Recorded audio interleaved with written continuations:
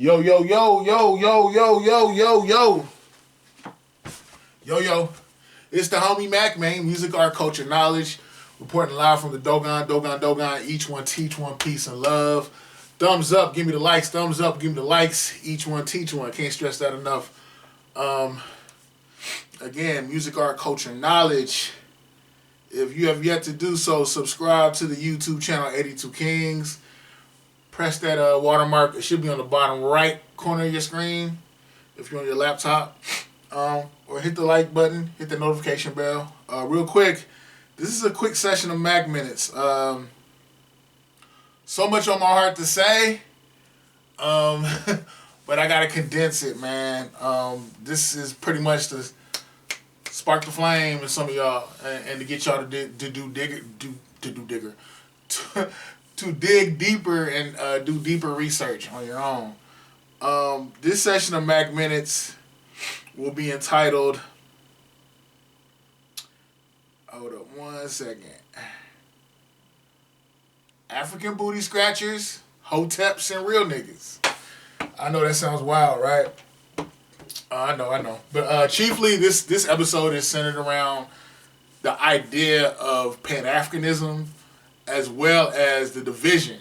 Why is there so much division amongst the diaspora? All of us have been suspended through white supremacy in some way.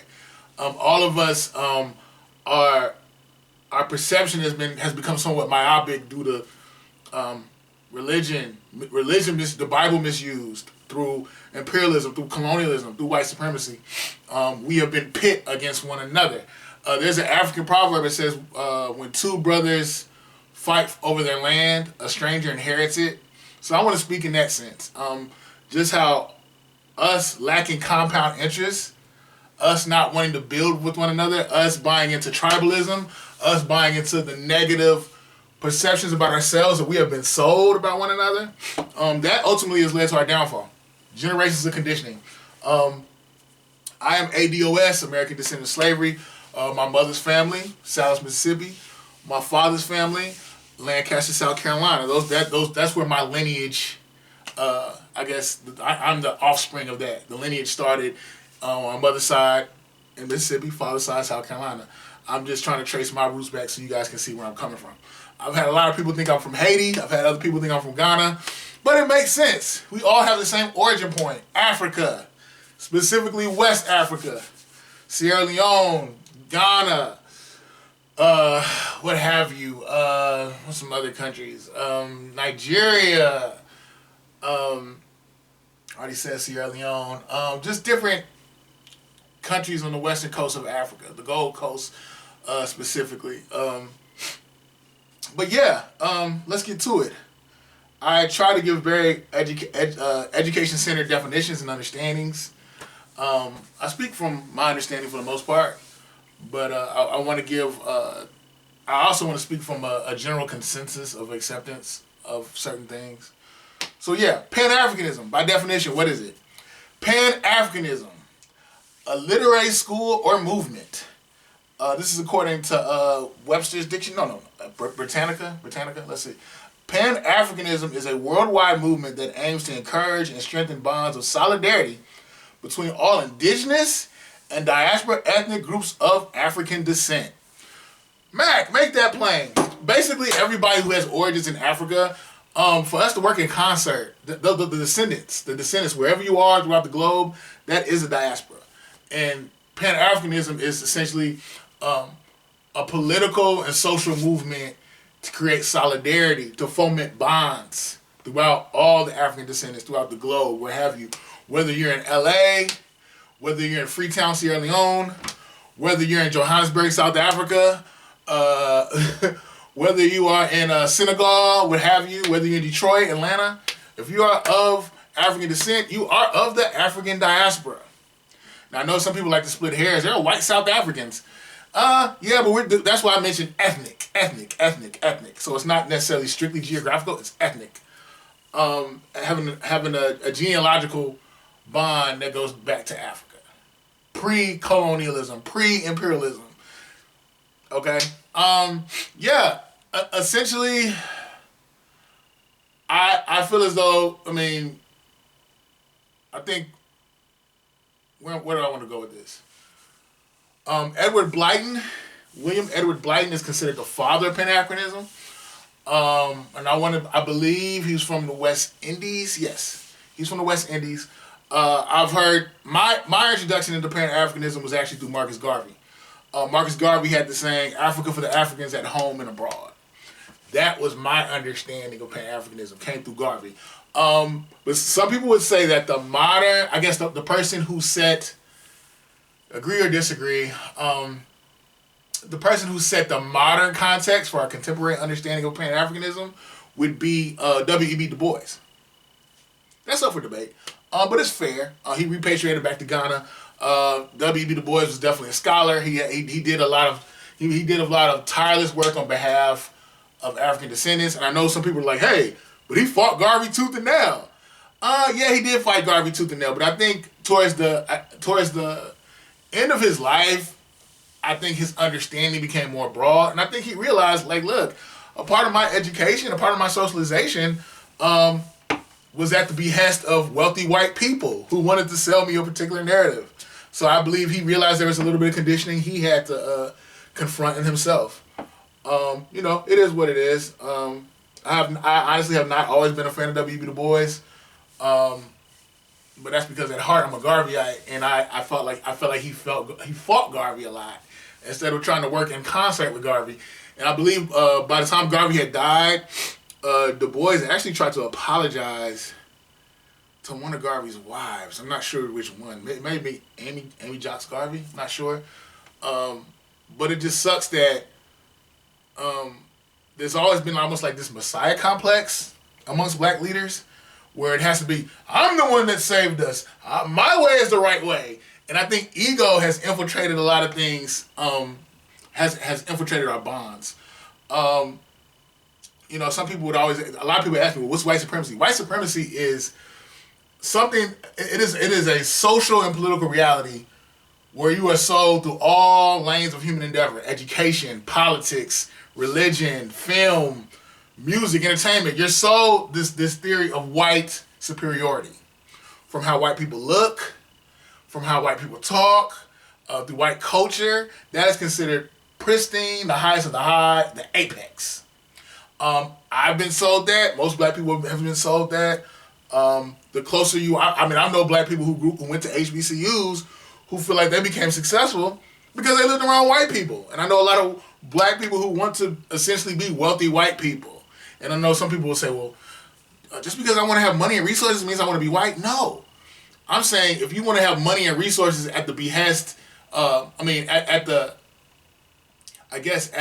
sacrifice of your own people, if you want to have money, wealth, and resources so you can wear certain brands and buy into a European aesthetic, yes, you want to be a white person. I'm sorry. It is what it is. Not sorry, actually. But my frustration is, I think, as ADOS, a lot of our frustration has simply been this. Look, I have no beef with nobody throughout the diaspora. Whether you're in Haiti, wherever you are on the globe, wherever you are on the map. My beef is when we're dealing with politics politics centered around America. There need to be amenities. There need to be a level of grace, essentially reparations, given specifically to ADOS. If you are of Haitian descent, the French owe you a check. If you're of Jamaican descent, the British owe you a check. My dream, my vision is to see everybody throughout the diaspora getting their just due. Those that are victims of colonialism throughout the western coast of Africa, the Gold Coast. The different, because we always said, there's a book out called How Europe Underdeveloped Africa. Pretty much everybody throughout the African continent that has been raped, metaphorically, physically, raped, the resources raped, who have been broken asunder amongst themselves. The European forces that set that in motion, those European nations owe them reparations. Everybody is owed. You know what I'm saying? My frustration is when people throughout the diaspora come here and they're sold a false narrative about African Americans. You know, and they think that we're just lazy and shiftless and we have no moral scruples, no ethics. It's bullshit. And I've met students throughout the diaspora who've come to study here through different education groups, organizations, and they said that they were told not to talk to African Americans. So there's this false narrative, there's like this invisible violence going on that's causing more and more dissension and separation amongst the diaspora. So I'm saying wherever you are, if you want to do good for black, if you want to, ultimately we all need to advocate for one another. Black people in Haiti need to advocate for black people in America. Black people in America need to advocate for black people in Jamaica. Black people in Sierra Leone need to advocate for black people in Canada. Throughout the whole globe, we need to advocate for one another. You know, it almost has to be like on some Black Panther stuff where you had the different tribes. Even though they were separated, they came together as a fist. They came together as one. And that's how we need to be throughout the diaspora. I can't tell you, like, there's no way I can deny Africa. Like I said, I have people who think I'm from Ghana right now. People who think I'm from Haiti right now. Phenotypically, I am West African. Again, let me say it again. Phenotypically, I am West African. My knowledge of self was introduced essentially through, I gained knowledge of self in essence from, and I know some people say knowledge of self is that more 5%er. I'm not, I guess that title is relegated more so or centered more around the Nation of Gods and Earths. But I'm saying knowledge of self in a broader sense, in the sense of understanding my culture and how my essence ties back to Africa. I'll never deny Africa. I think Africa has been taught to deny me in some ways, but it's not Africa's fault. And when I say Africa, the descendants, the people who live in Africa right now, they've been sold a lot of lies. Just like I've been sold lies about them. We've been sold lies that, they just all live in trees and are savage and have no history and they're all cannibalistic and it's just like, no, Africa has always been culturally and spiritually rich. We have given so much to the world. Education, science, the understanding of science, the understanding of mathematics, culture. Black people throughout the diaspora, we have given this to the world. Over. But yeah, I just want to say, let's get our self-esteem back. Study the history. Read The Destruction of Black Civilization. Read The Miseducation of the Negro. Read Your Guru. Read, what are some other books? Just find literature that speaks to the historic reality of Africa. Like Dr. John Henrik Clarke said, Africa has always been culturally and spiritually rich. I embrace my African roots. I will never deny the continent.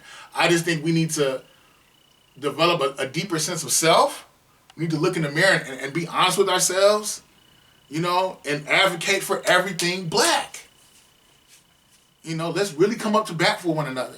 And I know it's tough because from region to region, even if you separate the diaspora from one another, just in the regions we live in, we have beef amongst each other.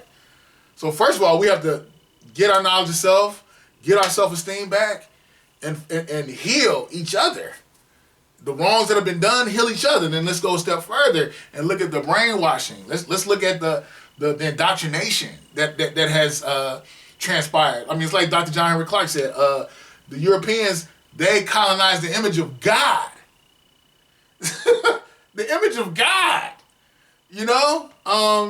So yeah, honestly, if we have just been separated from our own divinity, we need to embrace ourselves, love ourselves.